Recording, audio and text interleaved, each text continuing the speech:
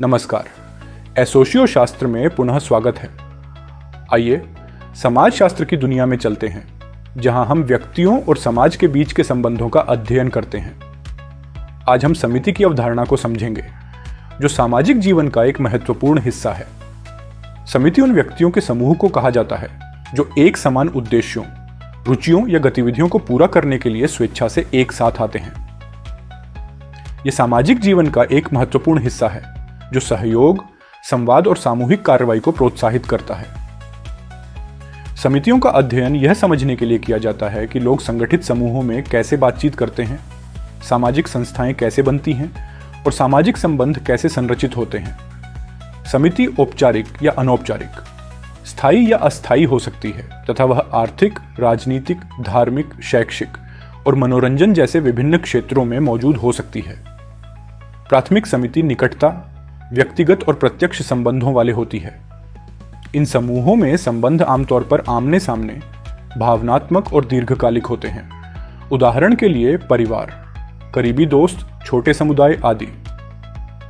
कूल्हे ने प्राथमिक समूहों की अवधारणा विकसित की, जो व्यक्ति की सामाजिक पहचान के विकास के लिए महत्वपूर्ण होते हैं।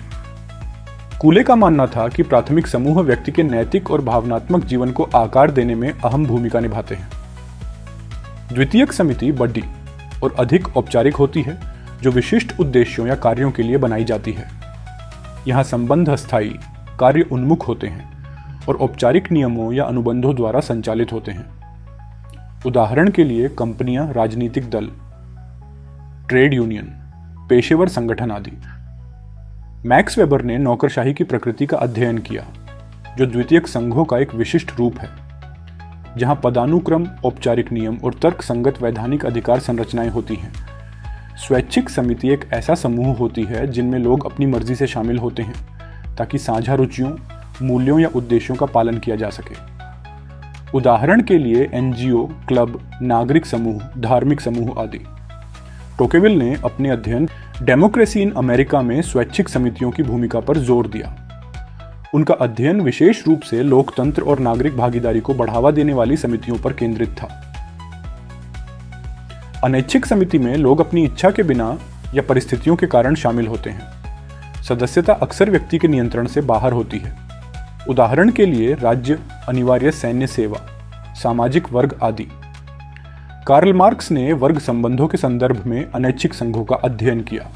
उन्होंने तर्क दिया कि सर्वहारा वर्ग पूंजीवादी समाज की वर्ग संरचना में अनैच्छिक रूप से शामिल होते हैं। औपचारिक समिति अपेक्षाकृत अत्यधिक संरचित होती है। इसमें अक्सर लिखित नियमों, विनियमों और पदानुक्रमों कई व्यवस्था देखने को मिलती है। ये समिति विशिष्ट उद्देश्यों के लिए बनाई जाती है तथा इसे कानून द्वारा मान्यता प्राप्त रहती है। उदाहरण के लिए सरकारी एजेंसियां, कंपनियां, शैक्षिक संस्थान आदि। रॉबर्ट मिशेल्स अपने आयरन लॉ ऑफ ओलिगार्की के सिद्धांत के लिए प्रसिद्ध हैं, जिसमें उन्होंने कहा कि बड़ी समितियों में शक्ति का केंद्रीकरण अनिवार्य प्रकार का होता है।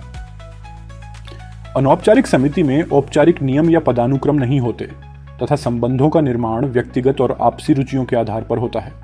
उदाहरण के लिए मित्रता समूह, सामाजिक नेटवर्क, अनौपचारिक सहायता समूह आदि। टोनीज ने गमाइनशैफ्ट यानी समुदाय और गेशेलशैफ्ट यानी समाज की अवधारणा पेश की। गमाइनशैफ्ट अनौपचारिक, व्यक्तिगत समूहों को संदर्भित करता है, जबकि गेशेलशैफ्ट अधिक औपचारिक, अनैतिक समूहों को। पेशेवर समिति औपचारिक संगठन होती है जिसमें एक ही पेशे से जुड़े सदस्य एक साथ आते हैं ताकि मानकों को बनाए रखा जा सके और पेशे को बढ़ावा दिया जा सके, जैसे मेडिकल एसोसिएशन, बार एसोसिएशन, शिक्षक समिति आदि। इमाइल दुर्खीम ने औद्योगिक समाजों में नैतिक एकता बनाए रखने में पेशेवर समितियों की भूमिका को महत्वपूर्ण बताया।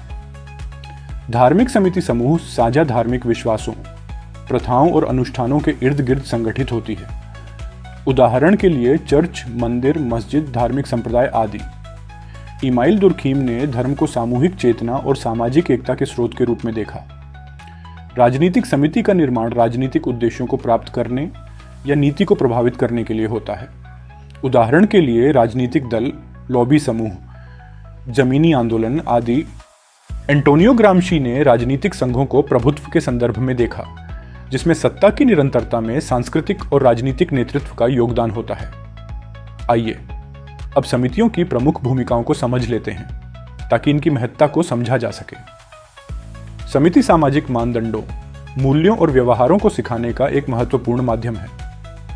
समिति अक्सर सदस्यों के बीच एक सामूहिक पहचान और एकजुटता की भावना को बढ़ावा देते हैं। रॉबर्ट पुतनाम के अनुसार समिति सामाजिक पूंजी उत्पन्न करते हैं, जो समाज को प्रभावी ढंग से संचालित करने के लिए आवश्यक संबंधों का नेटवर्क है। स्वैच्छिक समिति राजनीतिक प्रक्रियाओं में लोगों को संगठित करने और उन्हें भाग लेने के लिए प्रेरित करने में महत्वपूर्ण भूमिका निभाते हैं। समिति अक्सर शक्ति संघर्षों के केंद्र होते हैं, जैसा कि मार्क्स और वेबर ने देखा था। सरकारी एजेंसियां और कानूनी संस्थाएं समाज में व्यवस्था बनाए रखने और आचरण को नियंत्रित करने में महत्वपूर्ण भूमिका निभाती हैं। समिति सामाजिक जीवन की बुनियादी इकाइयों में से एक है। वे विभिन्न रूपों में होते हैं, जैसे कि व्यक्तिगत, पेशेवर, औपचारिक या अनौपचारिक, और समाज के सुचारू संचालन के लिए आवश्यक हैं। समिति पर आधारित यह वीडियो कैसा लगा, कमेंट करके बताएं। हमारे चैनल को सब्सक्राइब करें, वीडियो को लाइक और शेयर करें। Till then, stay healthy, stay safe and keep reading.